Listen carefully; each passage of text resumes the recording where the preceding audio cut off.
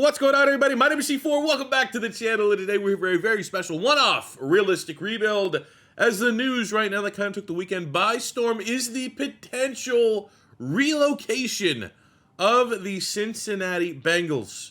A top executive, Katie Blackburn, who is most notably great at contract extensions, as highlighted by what's going on with Trey Hendrickson right now, dropped a bombshell that they mentioned that they could go wherever they wanted, being the Bengals after the 2025 season, if they don't exercise a 2-year extension on the Paycor Stadium lease.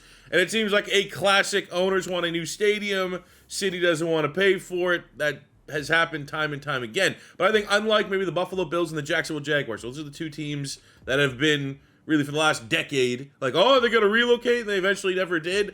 I feel like the Bengals owners are so cheap, so notoriously cheap, that like they could walk. They could take their walking papers. And right now, if you go to Vegas, the Vegas odds, which city could the Bengals relocate if this thing blows up in Cincinnati? You have St. Louis at 1, San Antonio or Austin at 2, Salt Lake City at 3, OKC at 4, and Toronto at 5. This is the first time since really the Buffalo Bills had their stadium issues that a Canadian city has been a somewhat realistic possibility if this scenario came to fruition. So that is exactly what I'm going to do here today. Let me enjoy this. They have Chase Brown. They have maybe the best Canadian right now in the NFL. All right, so they already have that working for them. This would be such an interest, because when Buffalo was considered to be maybe a relocation to Toronto, they were like one of the worst teams in the league. All right. And then when the Jags, they weren't really coming to Canada, but when the Jags are like in the relocation talks, like, are they finally going to bring a team to England or whatever the hell they end up doing? The Jags are terrible. But if the Bengals get relocated to Canada, you're getting like the most exciting offense. It's like, it's very rare that a team that's in relocation talks is good.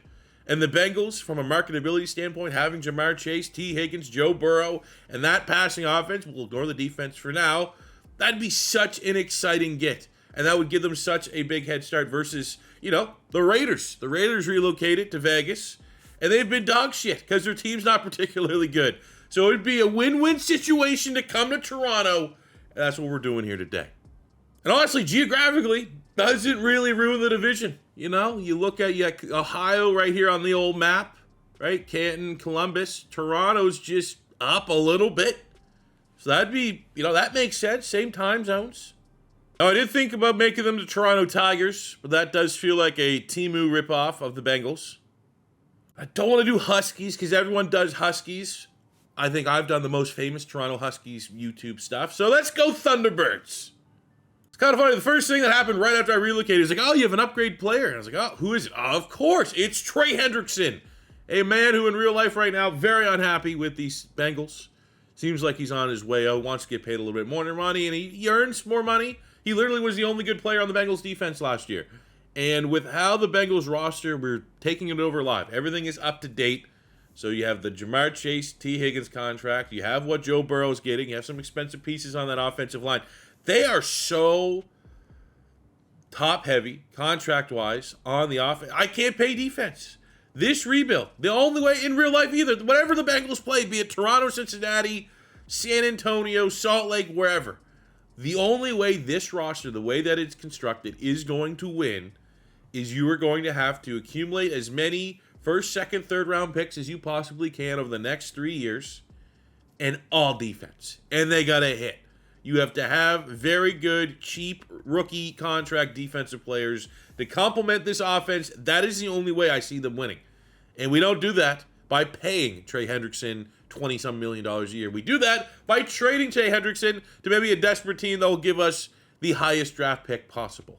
So we all know the stats of the Bengals, right? Joe Burrow was first in yards and touchdowns. Chase Brown came on, didn't get the start, but imagine if he started all year, he would be a lot higher up in offensive rookie of the year discussions. You have as good of a 1-2 punch at wide receiver that exists in the NFL, and now you are certainly paying for that. But the defense is just butt cheeks. Jermaine Pratt no longer on the roster. Logan Wilson's likely best football is behind him. Trey Hendrickson wants to get traded away. Joe Tsai is a free agent to be. Geno Stone, Cam Taylor. I mean, you got some pieces at corner. If I had to say, an area that could be fine for the outlook, but this defense needs to be completely rebuilt. So to start the offseason, the Bengals currently have 2 players on the trade block, officially. Jermaine Pratt at linebacker and Trey Hendrickson at pass rush. Both those guys feel like they've overplayed their contract. You can make the argument they were probably the 2 most reliable defenders on that front 7 last year. So we are able to find a good trade partner for Jermaine Pratt. The Rams originally offered us a 4th round pick. But I was like, hey, how about this? We'll give you our 4th. You give me your 3rd. Because that's usually where I find in draft classes there's the gigantic drop-off. As far as Madden is concerned, from 3rd to 4th round, you can get those 3rds. That's the sweet spot. And we're able to get that from the Rams. Trey Hendrickson's trade market is very interesting. Because he's 30 years old and looking for another payday, I'm only just looking at these trade scenarios. None of the players would come. I'm just looking at who's offering me what as far as draft picks. And we have one team offering us a 1st round pick in the Atlanta Falcons. I will withhold on that. I don't think there's any way Trey Hendrickson at 30 looking for more money, a new contract, even if he had, 15, 16, 17 sacks last year, I don't think you're getting a 1st round. I thought if the Browns traded Myles Garrett, you'd get 1 1st rounder. And if that's kind of my vibes on that, I'm gonna embrace the challenge by not accepting that 1st round pick. But I absolutely think you could get a 2nd and change for Trey Hendrickson because he is a win now pass rush specialist. And we get a 2 and a 3 from the desperate Panthers. They also threw in J.C. Horn, but the fact that I'm not valuing the player, I think I need a little bit more because I'm not taking Horn. I'd be taking just a 2, 3, and a 5. Ooh, here we go. Tony Pollard, a 2, 3, 5, and 7. 2 and 3 next year. I think if we take Tony Pollard out of this, let's see if I take Tony Pollard out of this. Can I make that a 2 and 3 this year? All right, okay, I got something we can work with. Now, I did have to throw in our 6th this year, our 7th next year, and 7th in 2027, which it is what it is. That's barely moving the needle. But what we were able to do is reconstruct this trade just a little bit. We are going to be getting a 2nd round pick this year, a 4th round pick this year, a 3rd round pick next year. They get to keep Tony Pollard. So our ammunition going into this draft, we really need all on defense. Probably if BPA's an lineman, an offensive lineman we could consider. We have a pick 17. We have 33, 49, 81, 90, 97, 145. But that needs to be almost all of these exclusively have to be guys that can come in and contribute on the defense. Now the final mock draft here has the former Bengals, now Thunderbirds at 17, selecting Shamar Stewart, the pass rusher out of Texas A&M. But looking like Jahad Campbell, Kenneth Grant, Mike Green, Ben Morrison, even Membu at O-line, which would be something you consider. Derek Harmon, you could consider. Ezraku, not really the best talent, but there are going to be some good options here at 17.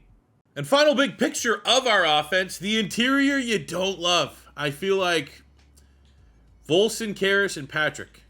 Karras and Patrick, wrong side of 30. Like, they're rentals. You could probably get by with these guys as your interior for this season, but that's going to be a position we need to address. Not as big of a priority as defense, but say we get into the 3rd round and there's maybe a lineman that might have a dev trade or something like that, something a little interesting. We may need to pivot to interior offensive line over defense, but it is going to be heavy defense. You look at what do we have here. Who's a guy that you feel comfortable that we could build around, right? Osai and Murphy, if one of those guys can pop off and get a dev trade, that'd be huge. They gave B.J. Hill like a 3-year contract extension. That's not great. He's $29.76. But Jenkins, so you have Jenkins as a piece. Linebacking core, you have Wilson, who's healthy. He's a solid linebacker. You get Oren Burks to take over. I actually don't think there'd be a gigantic drop-off between Burks and Jermaine Pratt. Burks was awesome for the Philadelphia Eagles down that Super Bowl stretch. Was great in the playoffs. I think you have a good Band-Aid player there. But there's not much at linebacker. You have Battle and Stone. Stone, he did have 4 picks, but he has definitely not lived up to the expectations of the payday they gave him to leave the Baltimore Ravens. But from the Madden standpoint, I feel like we can rock and roll with this secondary. But the defensive line, the linebacking core has to be a top priority. And then if there's any room left over, we'll look at interior O-line. Now, I was simming like pick by pick by pick by pick. with the idea of like maybe there'd be a trade up. Last Bengals rebuild we did about a month ago, I did go James Pierce because I literally recorded the day after he was the edge rushers were tested at the combine. But we can't. We need all these picks. We need these seconds. We need these thirds to put the roster together. Mason Graham at 13. That was tempting to trade up for. And Walter Nolan at 15. Incredibly tempting. Nick Scarton goes at 16. Not over the moon there. But I think Walter Nolan's probably like the one like, damn.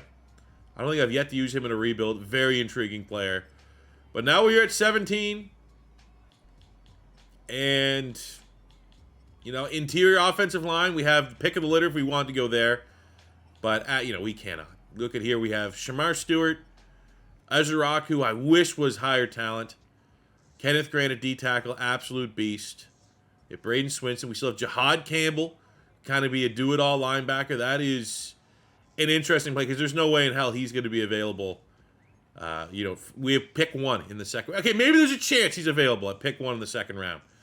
But the reality is probably not. Now, would that be someone that we try to trade back up for so we get the 5th-year option? That could be considered. Same with, I mean, any of these D tackles would make a lot of sense. Kenneth Grant, Derek Harmon, Kenneth Grant in particular. But I think it might be time to have fun with the freaking nature here in Shamar Stewart. I mean, the front office, you know, you're probably bringing most of those guys with you to Toronto from Cincinnati. What did the Bengals kind of do in their last draft? They went after Amarius Mims, who is the Shamar Stewart of tackles. Where Shamar Stewart, Amarius Mims, didn't really play a whole lot at Georgia, but you just kind of like, look at this guy. He's a freak of nature. He'll work out. That is Shamar Stewart. Shamar Stewart, freak of nature, 6'6", 290. Ran a 4.5. If this was unnamed players and not realistic classes, I'd be drafting him every single time. But the fact of the matter is he has like 2 sacks in college. So you are gambling that he will figure it out at the next level. Why not, man? This whole defense is trying to figure out. Why not get the most figure out? Look at that. Number 45 in true value at 17. But he has it. Anytime you get a guy like this, though, you know, 45, oh, that sucks. I bet you anyone else between 17 and 45 is not 6'6", 290 with 90 acceleration, 88 speed, 88 strength. Like, we are going to figure it out, and we are going to make him a special player. Now, I wanted one of Jahad Campbell or Kenneth Grant to fall into the late 20s. The fact that they just quickly went off the board, I don't know if it's going to be worth that 5th-year option. I think we just sim it out to the second round, keep our picks, and trust that there's going to be someone there that we really, really like. All right, so pick 1 of the second round. Ooh, of course, it's just more offense if we really wanted to go there. I don't really want to go there. I honestly think we might have to go guard, interior lineman here. JT Tuimali out. Like, do we want to try to develop Miles Murphy? That's kind of something we need to consider. Tyleik Williams at Ohio State. That's a beastie tackle right there. That guy's a problem. I can live with that. I don't really have big plans for BJ Hill and Tyleik Williams with... It could be a good 1-2 punch there in the interior. Swinson as a pass rusher. Schweisinger at linebacker. We could look at Imanwari at safety. Just get all the freaks. We've used Imanwari. It was a Raiders rebuild. And he developed into an X factor. But we use him as like a sub-linebacker hybrid. I think that's the move. I think we just say screw it.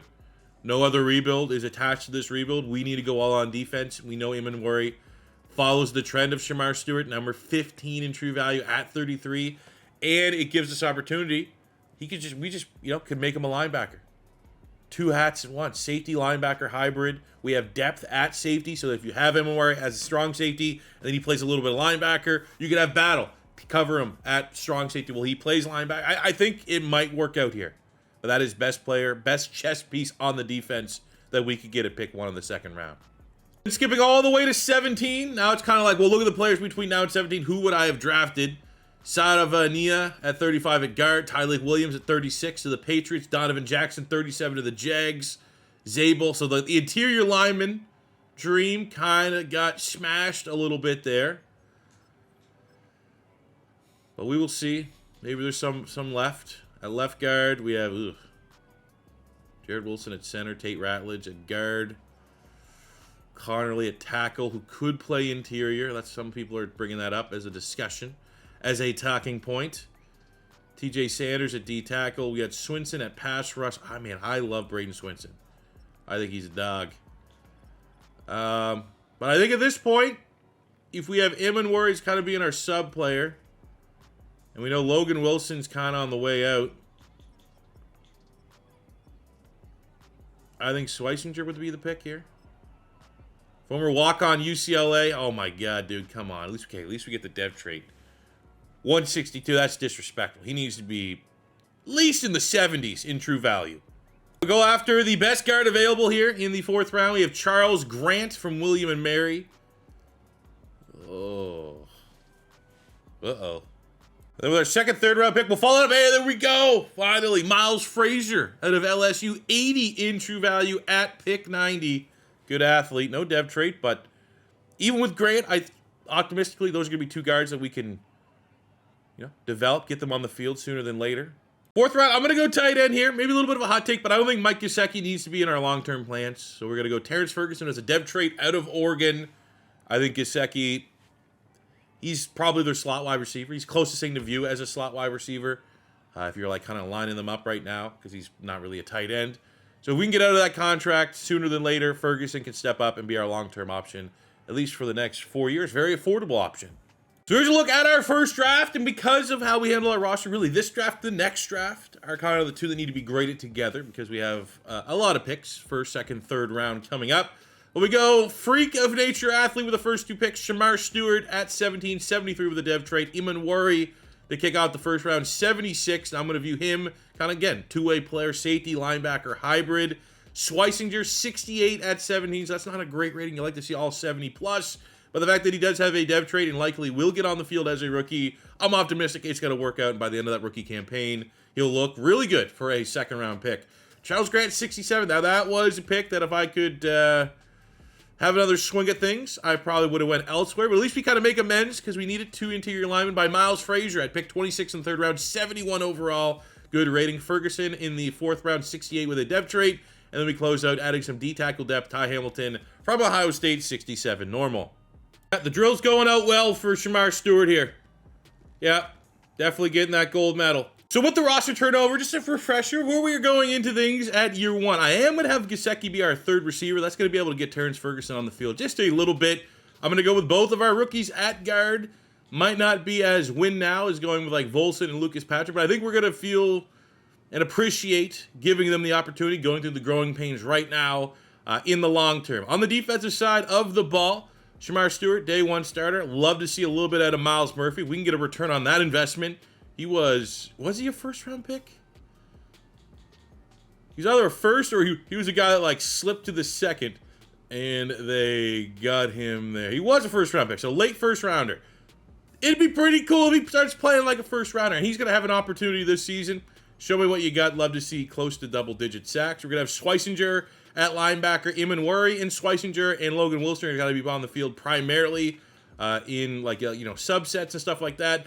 But ultimately this year, I'd love to make the playoffs. I think with our offense, we can make the playoffs. But there certainly is an element of like taking one little step back and retooling this team. It's been a little bit of a mixed bag to be 2-2, but when we play the teams we're supposed to beat, we have been able to. And we get our first weekly player of the week, 35-32 shootout win over the Browns, and Jamar Chase went nuclear. Now for our contract negotiations, we have a lot of our DBs that I think are interesting long-term commitment pieces up for contract. We have Cam Taylor-Britt, the superstar corner. We'll get him locked into a 5-year deal. I'm going to throw a 5-year deal at Dax Hill. Brings great versatility, can play safety, nickel, outside corner. Sure, keep him at corner for now. And at 27 years old, I'll give Geno Smith a 3-year deal. Keep him for the remainder of his prime. It's like a $27 million contract. A lot more reasonable than I thought it was going to be. And we'll see if he could follow up his 4 interceptions that he had a year ago and hopefully up those PFF nerd grades a little bit. So what I thought was going to happen did happen, where the offense is really good. The defense, after shipping away our 2 highest rated players, was not the best. But we did get a lot out of this season. As before we even look at the stats, the growth and development of playing our young guys, I think we're going to feel that immediately next season. Charles Grant is up to a 73, 76 for Miles Frazier on the inside. Mike Gesicki kind of being that little hybrid wide receiver option. That allowed Terrence Ferguson to get on the field. He's a 77-star, comparable to Mike Gesicki. Maybe we even tried to trade Mike Gesicki sooner rather than later. Defensively, this is where we had also really nice spot as Shamar Stewart. Project players, a 78-star dev trait. We had Schweisinger is up to a 77-star. Nick Emanwari, ladies and gentlemen, he is an absolute cheat code. We had him in a Raiders rebuild, and he became like a 99 X factor before too long. And look at what we had here. 32 points upgrade at the end of the season. Made the Pro Bowl, so there's almost 4,000. 10 PBUs gives him almost 10,000 XP. A couple weeks earlier, look at that one. Week 14, 75 tackles was 10,000 XP. 5 picks, 10,000 XP.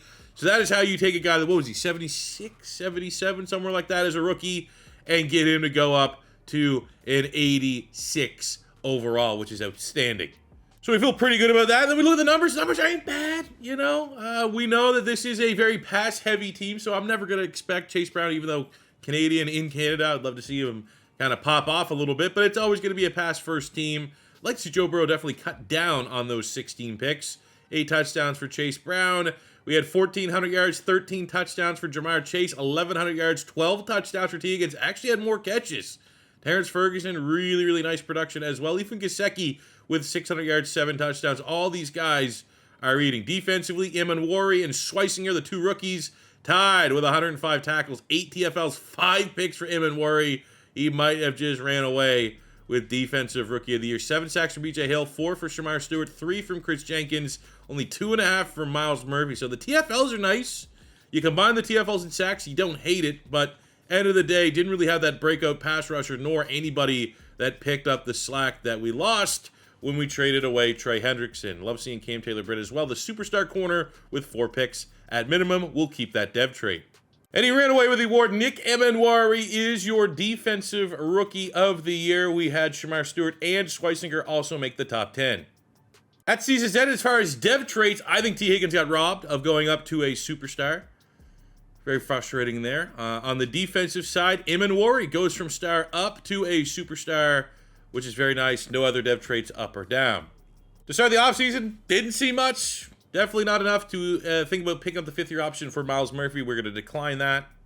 We go into the draft. I'm not signing anybody in free agency because we need to stay with the plan of homegrown, homegrown, homegrown. We need center. We're not going to draft that in the first round. D tackle and pass rush because there's really no real scenario, I don't think, that I re-sign Miles Murphy. So we need to prepare for that. We currently pick at number 13.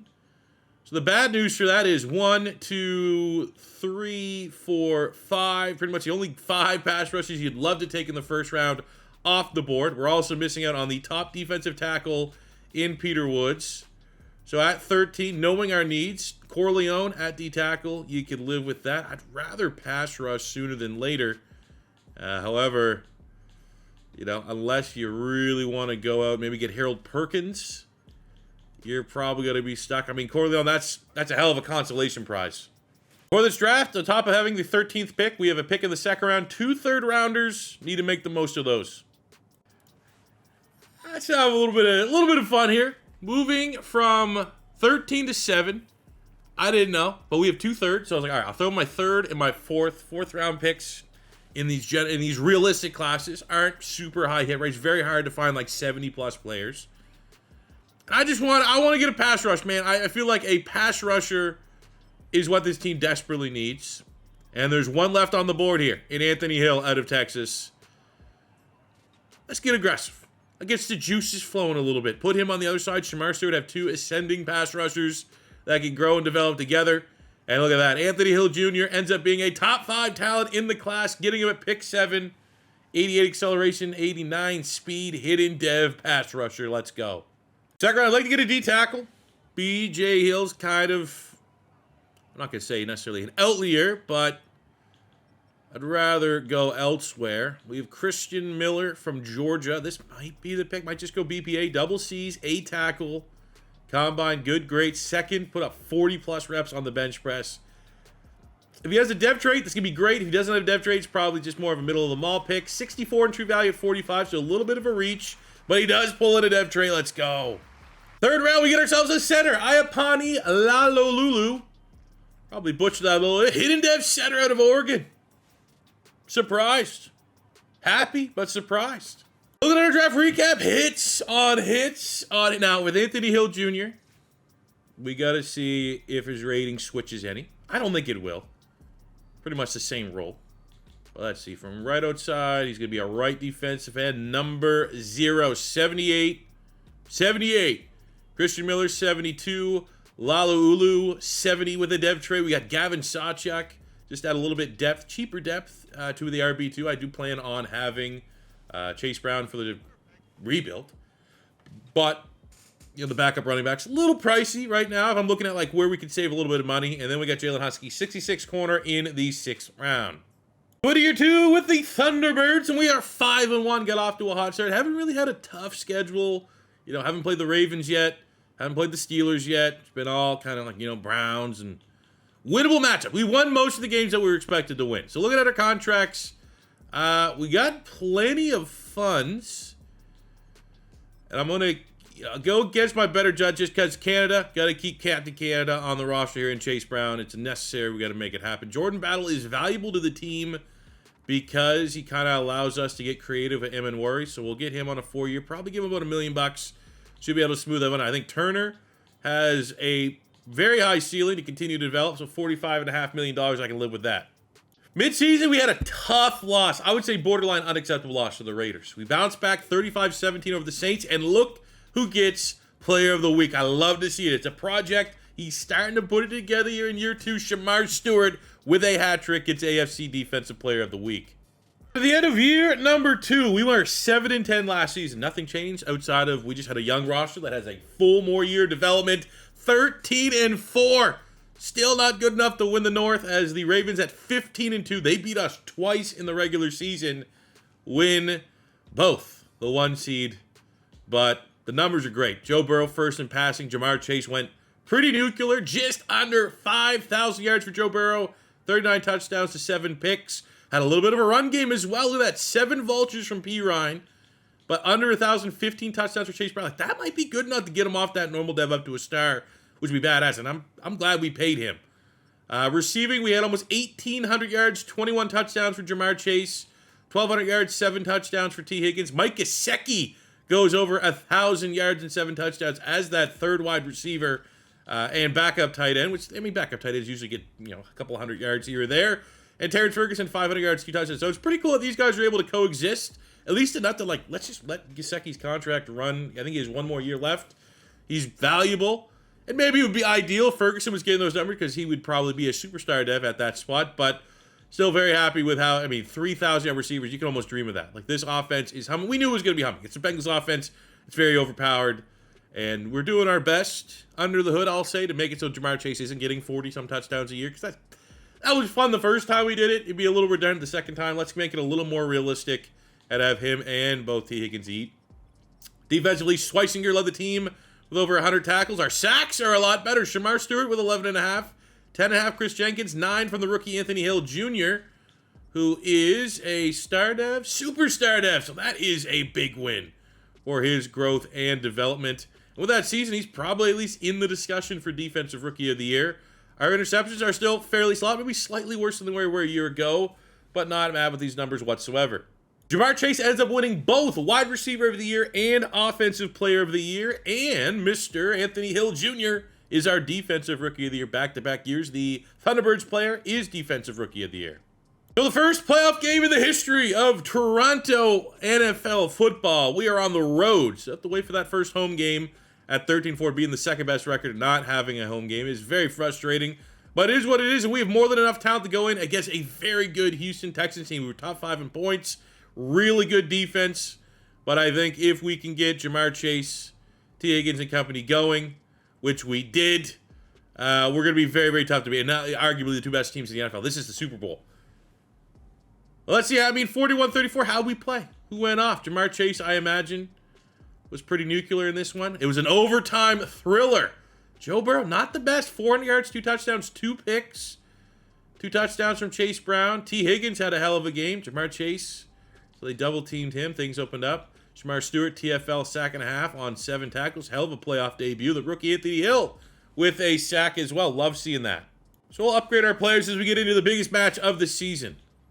Are we really going to lose 3 in a row to Lamar Jackson and the Baltimore Ravens? Or is Toronto going to say enough's enough? We will find a way to shut down probably the best team in the game right now. We need Jamar Chase to go nuclear. Oh, another shootout, dude. Damn. I mean, Lamar gonna Lamar. I don't think anyone's stopping that Ravens team this year. They were just a buzzsaw through everybody, and hopefully Derrick Henry retires, and that crumbles their team this offseason. Get of your 2 for the Thunderbirds. We are just... Of course, Mike Gesicki's the guy that goes up. Not Brown with 15 touchdowns. Not T. Higgins, who's outstanding. That's a little frustrating with the dev traits offensively. Lalo Ulu has star dev. He was hidden dev. And we're having nice development for the whole interior. So I'm happy with how that's coming along. Defensively, as far as dev traits are concerned, Dax Hill goes from star to superstar. That is our only dev trait gain. I thought 11.5 sacks. Shamar Stewart had an opportunity to go up to superstar. And that would be insane for his development. Hill is a superstar out the gate. So that was more than justified to trade up and get him in the draft. Schweisinger, another player, absolutely could have been in play for a dev trait, did not get one. We're going to decline the 5th-year option on Amarius Mims with the intentions of getting him to a contract extension next season. But we are going to let Orlando Brown Jr. walk, which means we got to find ourselves a left tackle, ideally in the draft, but we're picking in the 20s. That'll be pretty tough to do. But at the final mock draft of our final realistic draft class, we have Dylan Stewart, Arch Manning, Jeremiah Smith going top 3, which is expected for us. Huge need at left tackle, and with Williams and Seaton both going top 10, we're going to have to try and find a little bit of value when it comes. You have Josiah Thompson, who we fully scouted. He was projected to go, I thought closer to 2nd round than 1st. He's a top 20 pick, which is a kick in the ass. Carter Smith, another tackle we scouted. God damn it. All right. I mean, I'd like to maybe trade up there, but... I think I'm going to try to be aggressive because we have Thompson scouted out and I got PJ Williams from SMU scouted out. I wouldn't hate either one of those guys, but a 1st, 2nd talent in Smith, I think he's a little bit better and wouldn't cost us a whole lot to trade at 24. So the Chargers drove a hard bargain. Us trying to jump from 28 to 24. It's going to cost us 28, 4, 5, 6, and next year's 7th, which I'm not too worried about the 4, 5, 6 this year. It's probably the toughest part of all the realistic classes. 7th next year is nothing. That's probably, a punter that I would have been able to get. And now we're going to be able to get our first tackle on the board that was realistically available to us. I'd be lying, though, as I was following the picks all the way down at 18, seeing Jordan Seaton from Colorado, 5-star recruit still on the board. But to jump up 10 spots probably would have cost us a little too much. And the fact that we're able to stay here and go get out of Indiana, Carter Smith, 6'5", 311, B pass block, B run block, A awareness. Not particularly strong, but as long as he has a dev trait, we're going to be laughing. 25 in true value at 24. Shit.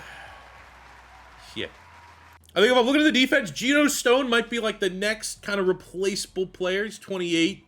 So we have Coy Parrish, double Bs, elite jumping, great athlete, just kind of gives us a successor in place on that defense, an affordable successor, 45 in true value at 60. But man, oh man, can't buy a dev trait this year.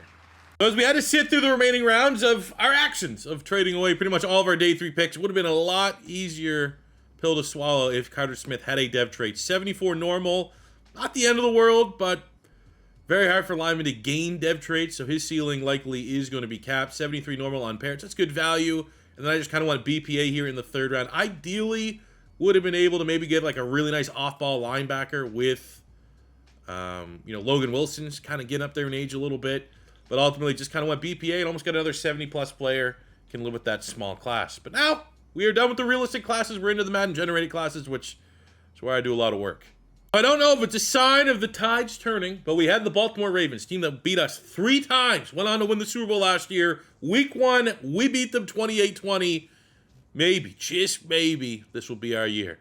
Coming out of our bye week here in year number 3, 6-2, not too shabby. Contracts, though, we're going to do something a little interesting. Up first, we have Amarius Mims. I have every intention of keeping him for the rest of this rebuild, so we're going to give him 5-year, $105 million deal. But I feel like Chris Jenkins is one. He might have to earn it. I'm not just going to hand out this contract. There's only so many mouths to feed. Not having a bad year. 11 TFLs. Had 10.5 sacks last year. But, you know, what's that worth? I did set my focus scout for defensive tackle. He's looking for about $10 million. Look at that. Almost $20 million a year. I feel like, unfortunately, this is where we likely need to pivot a little bit. We have Mike Gesicki, who's been awesome in his role. If he takes that 2-year deal, we might as well. I have nothing with him. And then you have Terrence Ferguson, the 1-2 punch. Mike Gesicki line up a little bit of wide receiver. It works, so we might as well keep it all together. Salary cap's in a really good spot, all things considered, but it is until it isn't, and I'm planning for the isn't. So that's like Logan Wilson's going to be gone, and I'm leaning towards Chris Jenkins not, but we'll see come season end. If he gets, I'll say right now, if he gets 7.5 sacks plus, I'll screw over my focus scouting of D tackle, and I'll pay him. We have literally like identical-ish rankings to what we had a year ago. Except the record, 13-4 last year, 9-8, missing out on the playoffs this season. The Browns had a tiebreaker. We split them in the regular season 1-1. That's brutal. That's just like a obscure step backwards for some reason. Because, you know, everything kind of checked out. Like Joe Burrow played like Joe Burrow. He's first in the league in yards. Wasn't like touchdowns went up. In touchdowns. His yards are, you know, a couple hundred short of where he was a year ago. Our run game's decent. Definitely like a lot less rushing touchdowns. We had, 15 and 7 last year from Chase Brown and P. Ryan, I think it was. So, I mean, our run game took a little bit of a step back. Our receiving game, 1,400 yards, 18 touchdowns. Jamar Chase, 1,007 for Higgins, 1,009 for Gesicki, 7-4 for Ferguson. So all those guys played well. Amon Warrior over 100 tackles, 15.5 sacks from Anthony Hill, 12 from Shamar Stewart. So that's better sack production. I said 7.5 for Chris Jenkins too, dude, and he only got 7.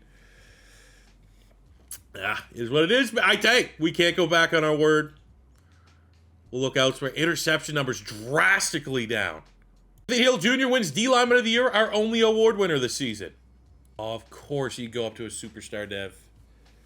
Oh, okay. We're going to decline the 5th-year option to Shamar Stewart so we can pay him. God damn it. 26 superstar. Price went up.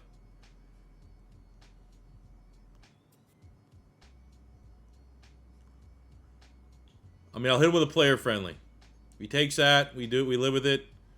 He didn't want to sign anyway, so whatever. It's best of luck elsewhere. So just out of curiosity, I'm saving our money because next year's going to be very expensive. Where'd Chris Jenkins go? Goes to where his dad played. Carolina. Learned that in our last 20-year rebuild of the Panthers. That's cool. That's a cool story. You said to yourself, C4, why were you so confident in letting Jenkins walk and not giving a super aggressive offer? Well, there is 6 first-round grade tackles. 2 of them are first, second rounders. I really want Matt Poyer here out of Alabama, who looks he takes off pretty much every box you could ask for. Best thing about it for Poyer is we're picking at 16. He is projected to go 21st. I don't think so, Kansas City. So with our first pick at 16, got to be able to get our biggest. I mean, looking at our needs going into this draft, Poyer at D tackle is the only starter I need. I think we could look at guard just in case we can't pay Miles Frazier and Grant with those 2 guards that we drafted year 1. Maybe we don't want to pay both of them. So a guard wouldn't be terrible. Linebacker, we let Logan Wilson walk, so adding some more depth there, even though Imanwari and Schweisinger are our starters. Let's see here with Poyer, 6 in true value at 16. Please have a dev trait. Fuck, man. We'll grab a linebacker here. Forrest Hatchett out of Virginia. B tackle, B pursuit, combine, pretty damn good. No perfect like elite prospect, but the fact that we got some greats and elites is a good mix for me to be like, come on, give me my dev trait. Top 10 player. Why? Why are you the way you are? All right, for outside linebackers, let's try this again in the 3rd round. Taj Britt, A-Zone B, has elite speed and acceleration, even though it's not really, because it's he's classified against edge rushers.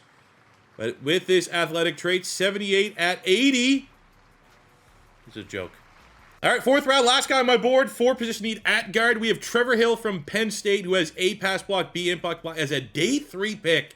Very surprising. Now, not great bench press numbers. I'm sure it's going to meme us, and he's going to be normal dev again, but day 3 pick, that's 24 in true value, 112, and he has a depth trait. Let's go. Finally. Well, the depth traits were brutal. Matt Poyer, 76, will be a day 1 starter. Hatchet, 75. Britt, 71. Don't hate the value there. 74 on Hill is insane. 74 dev trait player, where he went. Got some depth there to kind of round things out, but ultimately, dev traits are not going to be content with this draft class. All right, so now to year 4, the fact that we're still below 500 with a team that's more than talented enough to go on and win a Super Bowl has me a little concerned. I'm not exactly sure what I'm missing, why this struggles have creeped up, and now we have an incredibly expensive free agency. Now, we do have $157 million. That's going to be gone very quickly. So,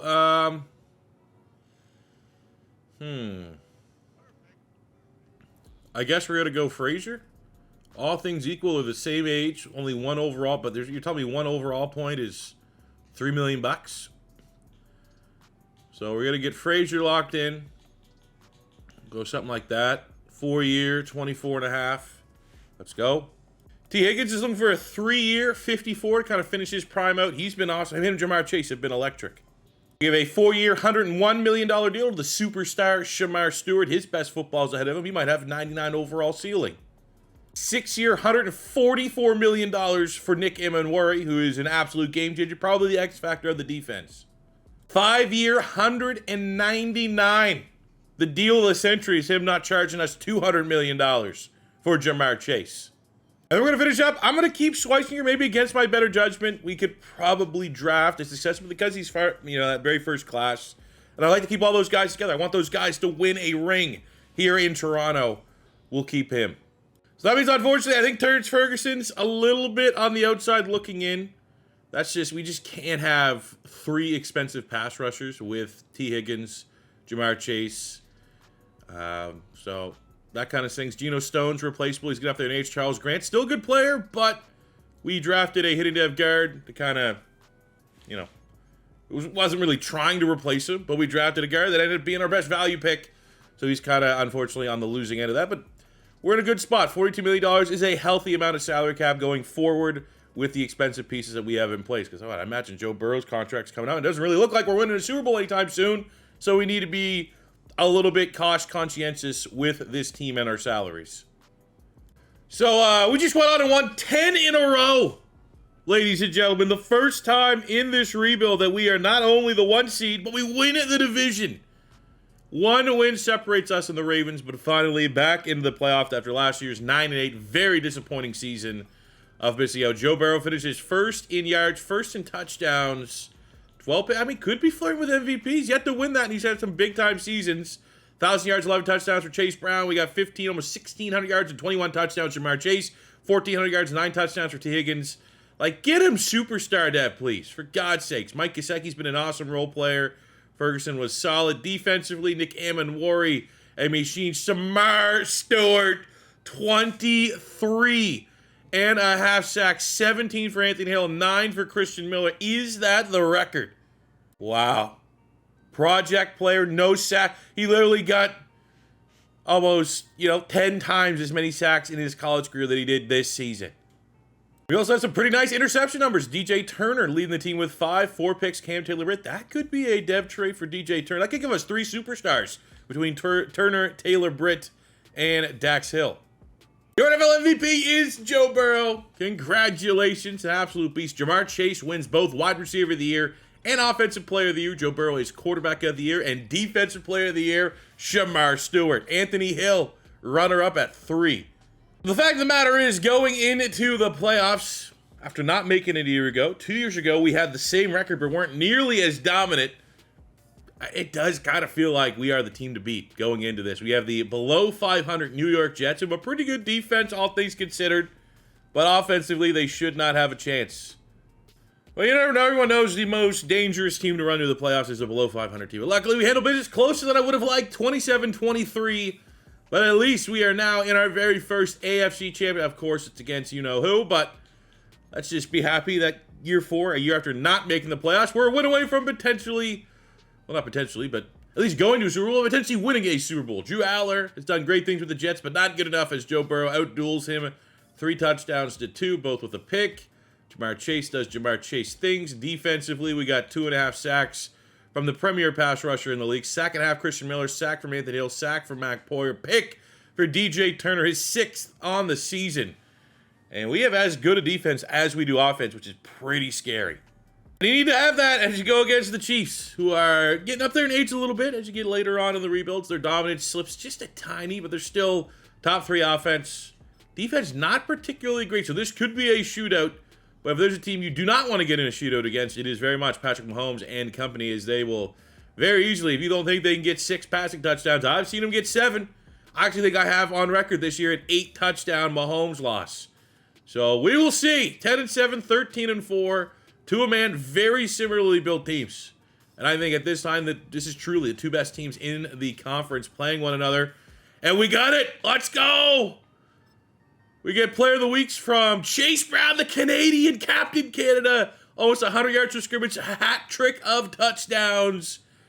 And everyone was worried about, from the Chiefs side, Joe Burrow, Jamar Chase, T. Higgins. We got, oh my God, wasn't even close. Belt to ass, 2.0, 38-14. Neither quarterback had a hot game, but I like to credit how well we shut down Mahomes there.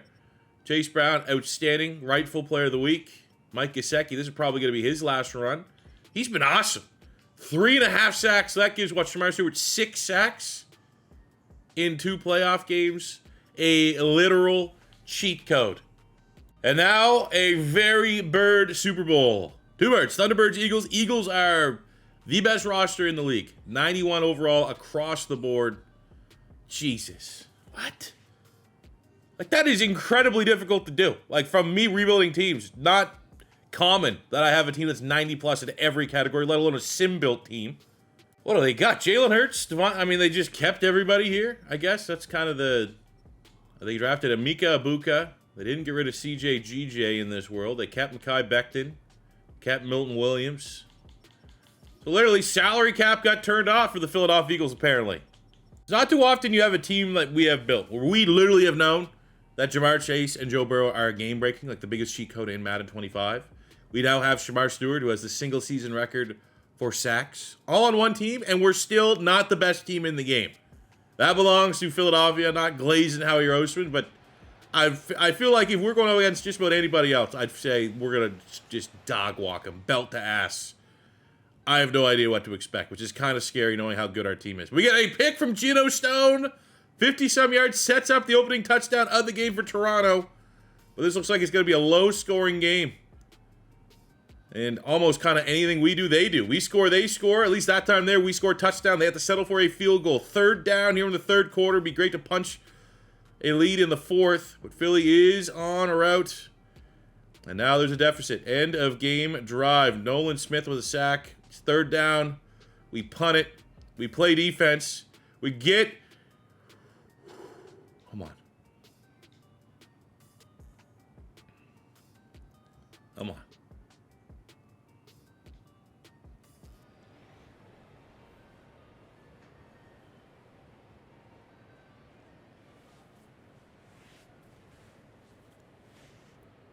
Fuck off, man.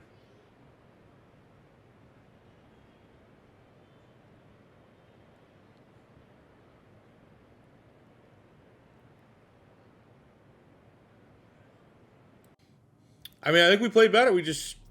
Joe Burrow, fraud. 0-2 in Super Bowls. Can't win the big one. But take a look at our roster as we go into a offseason where I think it's time to almost like overkill.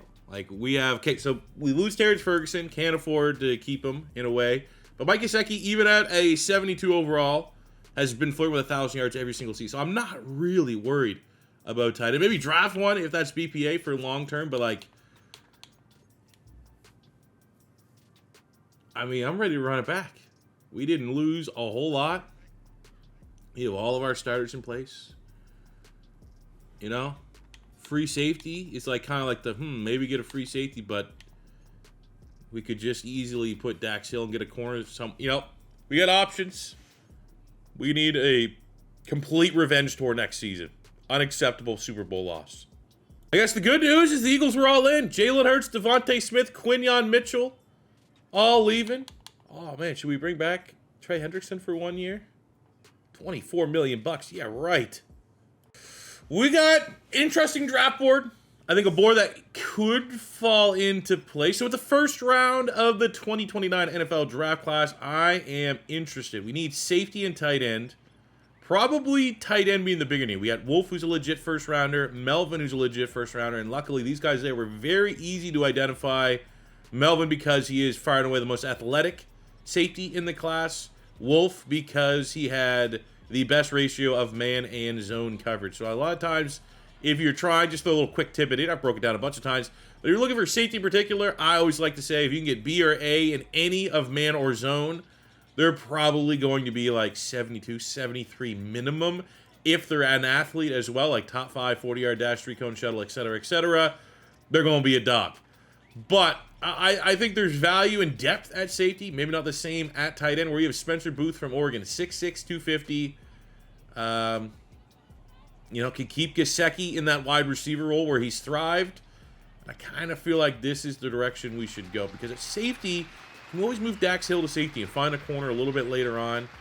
So we're going to go, ooh, I mean, that's not brutal. 49 at 31. Does pop with the dev trait. Good athlete. In case, this goes year 6, year 7. And it's going to be the end of Mike Gesicki. Booth can be our tight end 1 going forward. So I'm not even going to mess around the second round. Day 3, don't care what day it is. You give me a 6'4 corner with a man, a press, with almost a 40-inch vertical, 4.4 speed. A little worried about the agility, so he could be high rating, no dev trait. But I bet you there's going to be, at minimum 70 plus 35. Better value pick than the tight end at 63. But the lack of, speed and athleticism always had me kind of worried about a dev trait. But I think there's going to be a great player in there. Oh, UDFA? Sure, don't care. Ramon St. Louis. Or if you're Canadian, that'd be St. Louis. Yeah, love those types of wide receivers. Every now and again, they get put in the class. 85 top. Ooh. Not as cheesy as he could be, but he does pop with the dev trait. And there is, again, much like the tight end selection of the first round, we got covered for Mike Gesicki regardless of where he ends up lining up here in year 5. Be it our wide receiver 3, this guy could probably be a successor there, or a tight end. So taking a look at our draft recap, pretty happy with how things turned out. Wasn't an overpowered class by any means, which I would have loved to have, on this revenge tour to get back to a Super Bowl. But 71 dev trait, 99 speed, 99 acceleration wide receiver. We get a 6'4" man coverage corner with a 74 overall, and then we get a dev trait tight end with a lot of upside. Not mad at it. So starting year 5 of the rebuild, I mean, it's going to be very tough to top last season. 13-4, 1 seed, won the division, broke records, but this is what we gear up to do. The great news is Booth, our tight end, is superstar dev, which certainly helps a lot because Mike Gesicki now as a wide receiver is a 65 overall. That's kind of been his role. So Booth is an absolute slam dunk home run in the first round. Fact of the matter is, though, we are starting to see some regression. T. Higgins is starting to slow down. Chase Brown is slowing down as far as development is concerned. So, I mean, our window is slowly closing. I'm not saying this is an all-in season, especially from a salary cap standpoint. I think would probably be good to about year 7, year 6, year 7, somewhere in that range. So it's not all in, but it'd be real nice to get out of here this season because this team's ready to go, man. This team's borderline juiced the gills, even though we might not be as refined as we were a year ago. Defensive line, I mean, Hill and Shamar Stewart are 2 of the top 5 defensive players in the entire league. We have all 3 of our starting DBs, 4 if you include Emin Worry, are ready to go. We'll put it that way. Superstar or an X-Factor. The linebacking core led by Schweisinger. Hatchett's a dog. Emin Worry and Schweisinger usually play linebacker for us. We got Battle. That's why there's value in keeping 3 safeties on a roster. I mean, it's just not a weakness to this team. We just couldn't stop Philly from cheesing the game away in the Super Bowl. That's the only issue. That's the only blemish on our record last season. Mid-season on the Revenge Tour, 10-1 with the number 1 of everything outside of rush yards. I mean, this is what happens. Philadelphia beats us, pisses our team off, it's time to stop messing around. Looking at contracts, we have over $100 million. Now we got to spend a lot of it. We're going to give Anthony Hill $250. We're going to look at Mr. Joe Burrow. Fuck. We're going to franchise tag Joe Burrow. We're going to lose our center, replace, we can survive that. We're going to lose our best D tackle, can survive that. I mean, not the end of the world. Center's replaceable. D tackle is a strength of draft. I can usually find a decent, I won't, take a minute, but we survived Chris Jenkins leaving. I think we can do the same here with Miller. The only bummer is, if it comes to it, push comes to shove, we had a franchise tag Joe Burrow. Probably going to have to cut someone or two players to get that one over the line, but we'll cross that bridge when we come to it. He's not going anywhere. Don't worry about it. 17-14 to the Ravens in week 4. That ended up being the 1-16-1. Now our rush yards kind of shit the bed there a little bit, but we still finished with the number 1 defense. 60, that might be the lowest points I've seen per game in a rebuild yet. Number 2 in terms of points scored. Number 1 in passing offense. Joseph Burrow, first in yards, first in touchdowns, might have got a second straight MVP. 11 touchdowns, Chase Brown. We let Jamar Chase eat. No more of the balance, the teetering act of, let's have Higgins play a little bit in the slot. Let's have Jamar Chase play a little bit. No. It's time. Jamar Chase, 28 receiving touchdowns, just under 2,000 yards. Still, T. Higgins played well. The superstar tight end Booth had a hell of a rookie campaign. St. Louis as well, our 2 rookies giving us 1,400 yards, 7 touchdowns. That is awesome. Defensively, Nick Amenwari, tackle machine. We get 17.5 sacks for both Mr. Shamar Stewart and Anthony Hill. 9 sacks for Matt Poyer, who, again, we got to let Christian Miller walk. That's very tough to replace. 18 TFLs, 8.5 sacks. But with Poyer on a rookie contract, I mean, he can absolutely step up to that D tackle 1 spot next season. We had 7 picks from Amenwari, 3 picks, Cam Taylor-Britt. I mean, just winning at every level, dominating at every level. But Jamar Chase, record breaker. That's the third time, technically, as he has the receiving yard record, touchdown record, and Shamar Stewart's sack record still stands. So Joe Burrow ends up winning the MVP for the second time in the rebuild. First time Zach Taylor gets Coach of the Year nods. We have Jamar Chase winning both Wide Receiver of the Year and Offensive Player of the Year. Runner-up, Amenwari loses out to Williams Nwaneri, a player who, way back when he was coming out of college in the draft, we thought about drafting him, trading up to draft him. Went elsewhere. We do, though, get DB of the Year, going to Nick Amenwari, his second award since he won Defensive Rookie of the Year way back in year 1. In the first round of the playoffs, we get the 9-8 Buffalo Bills, who, they got Josh Allen. Anytime you got Josh Allen, you got a chance, but overall, their body of work this season does not scare me. But enough so that we'll make sure Shamar Stewart's a 96 overall, hopefully get 4 sacks. But if we can get even half of what he had last year, where every playoff game he was getting double-digit sacks. Let's see what we can do there. There we go. 38-10. We get Amenwari Defensive Player of the Week. Joe Burrow with a 5-touchdown performance. Shit, we got a game on our hands. 15-2 Jets. It was a below 500 Jets team we ran to the playoffs last year. Drew Aller and company. Let me look at this. 15-2.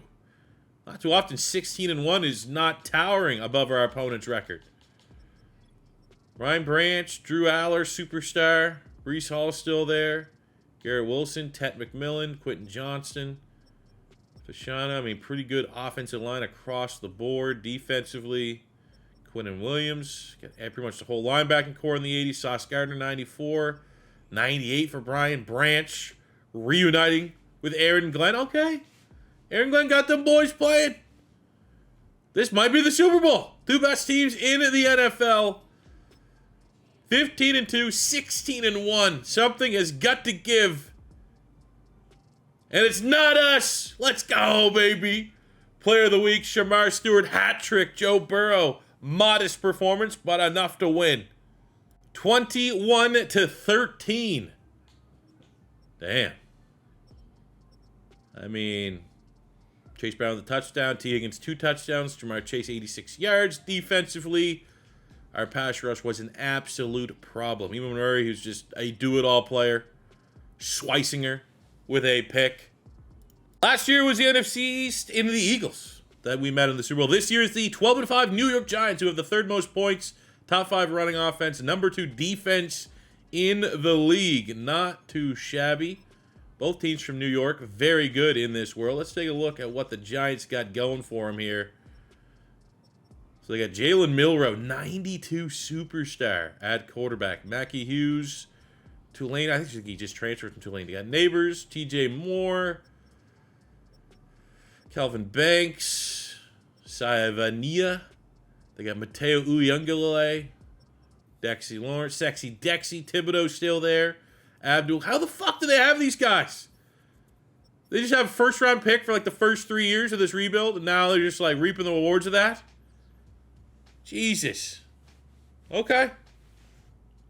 Joe Burrow might have back-to-back MVPs, but the fact of the matter is he is staring down potentially 0-3 in the Super Bowl. And in my opinion, that makes him incredibly fraudulent. Cam Taylor-Britt gets a 51-yard pick six, setting up a 14-0 lead. Giants kind of do it with a field goal. We're able to go into the second half. I'm going to be going into the fourth quarter with a chance to put this one away. Come on, fellas. Boom, 21-3. Oh, they go for it on fourth. Now it's hop it. Now at guilt-free, it's 21-3. Turnover in their own territory. Let's see if we can put on the icing on the top of this cake.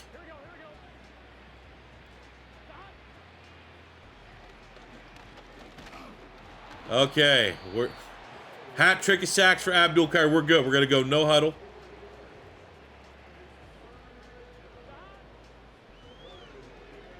We're gonna go right here to Mr. Jamar Chase. Dagger. Oh, let's go, man. No more Jim Kelly. All due respect to the great Jim Kelly. But there's no way Joe Burrow with this offense and that defense goes 0-3 in Super Bowls. 0-2 in this rebuild. Let's go, baby. A 3-0 playoff run. Super Bowl win after losing last year's to the Philadelphia Eagles. That one there wasn't really that competitive, which it shouldn't have been. On paper, we are the better team. From a team standpoint and a game plan standpoint, how we played week to week, you make the argument maybe the Giants didn't play up to their potential. We certainly did. Number 1 offense, number 1 defense, an unstoppable Jamar Chase, an unstoppable Joe Burrow, Super Bowl MVP to Jamar Chase. How come you don't always get this like cutscene? That pisses me off. That'd be great for thumbnails every now and again. Let's go, man. You can't lose to Jalen Milroe. Also, Shamar Stewart just doing what he does best. Hat trick of sacks again. So with that Super Bowl win, that will wrap up the rebuild. Let's take a look at the stats. Career stats. Joe Burrow, 42,000 yards passing, 348 touchdowns. Still has yet to throw triple-digit interception numbers. Haven't seen stat lines like that since Aaron Rodgers. So Joe Burrow has been an absolute monster. We got 5,700 yards, 62 touchdowns for Captain Canada himself, Chase Brown. Had some real nice touchdown seasons. Maybe never had crazy yards because we're such a pass-heavy team, but multiple seasons of double-digit rushing touchdowns, which is what you really want to ask for here. We have Jamar Chase, almost 14,000 yards receiving, 147 touchdowns. We have over 10,000 yards for T. Higgins, 76 touchdowns, 7,100 yards, 50 touchdowns for Mike Gesicki. He honestly did a lot of that with us, which is absolutely awesome to see. Defensively, Cam Taylor-Britt led the team with tackles. Amon Warrior, though, right behind him. 4 years, over 500 tackles, 30 TFLs, 16 picks. He is so overpowered. In real life, he is going to be an absolute gamble. Same with Shamar Stewart. Both those guys are freak of nature athletes, but they need to be severely refined, I think, to become really, really big-time stars in the NFL. But if they have the athletic pedigree, that if the right coaching comes along, they can be dominant. 68.5 sacks, Shamar Stewart. 59 from Anthony Hill. That 1-2 punch, absolutely elite. 22 picks, Cam Taylor-Britt. 16 from Emmanuel. 8 from DJ Turner. I mean, honestly, I love the way we built this team, man. I felt like we made the trades at the right time. We kept the right players, let the right players walk. It all worked out. Perfect storm of roster building. So yeah, fellas, having a little bit of fun with the news that the Bengals could potentially be on the move at the end of this season. What if they go to Canada? And in my country gets their first NFL team, which I would have to inherently make my second team after the Philadelphia Eagles. I would very much appreciate that. If this scenario ever happens, it is an AFC team, so then I can be kind of like, you know, conference alliances, allegiances, whatever you want to break down. But had a lot of fun with this one. I hope you guys did enjoy as well. If it is your first time stopping by, don't be afraid to hit that subscribe button. Smash the like button if you enjoyed it. If there's any realistic rebuilds you guys want to see, let me know in the comment section below. Until next time, it's your boy C4 saying peace. I love you. Have a good one.